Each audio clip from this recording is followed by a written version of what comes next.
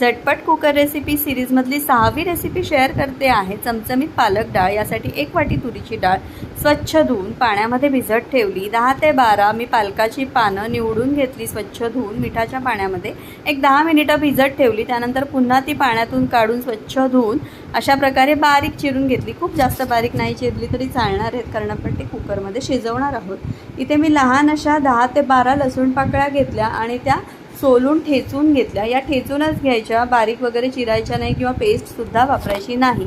हे ठेचून घेतल्यामुळे चव खूप छान येते डाळीला। त्यानंतर मध्यम आकाराचा एक कांदा आणि टोमॅटो बारीक चिरून घेतला। 10-12 कढीपत्त्याची पानं घेतली। कुकरमध्ये इथे मी तेल गरम करत ठेवलं आहे। तेल तापल्यानंतर जिरे मोहरीची खमंग चुरचुरीत अशी फोडणी करायची।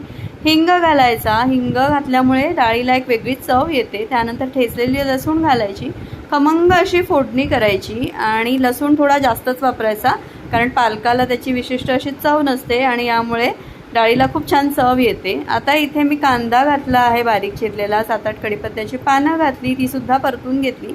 बारीक चिरलेला टोमॅटो घातला। आता ही सगळी फोडणी खूप छान अशी परतून घ्यायची।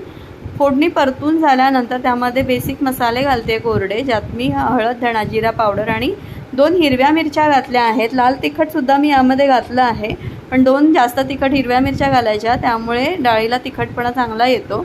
आता लाल तिखट इथे मी रंगासाठी वापरला आहे, त्यामुळे अगदी थोडंसं लाल तिखट घातलं, ते सुद्धा मिक्स करून घेतलं। फोडणी छान परतून झाल्यानंतर बारीक चिरलेला पालक घातला, तो सुद्धा परतून घेतला। थोडासा तो मऊ पडला की त्यानंतर त्यामध्ये जी आपण भिजत ठेवलेली डाळ होती ती घालायची। डाळ घातल्यानंतर परतून घेतलं आणि या डाळीच्या दुप्पट प्रमाणात इथे मी पाणी घालणार आहे डाळ शिजवण्यासाठी।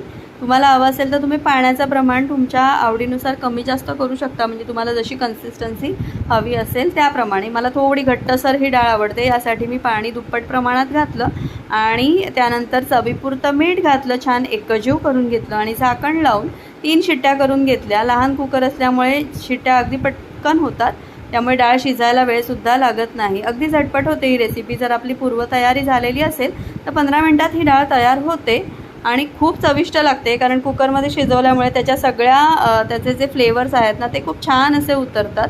आता यामध्ये एक्स्ट्रा काहीही मी घालणार नाही आहे। अगदी शेवटी 2 फक्त कोकम घालायचे आंबटपणासाठी, ते सुद्धा तुम्ही स्किप करू शकता। इथे बघू शकता मस्त घट्टसर अशी ही डाळ खाण्यासाठी तयार आहे। हीच कन्सिस्टन्सी ठेवायची आणि खूप चविष्ट बनते। पालक आपण असं खात नाही, त्यामुळे अशा प्रकारे नक्की बनवून बघा। पालकाची डाळ कशी वाटली मला कमेंटमध्ये कळवा। आवडली तर चॅनलला लाईक करा, शेअर करा, सबस्क्राईब करा। थँक्यू।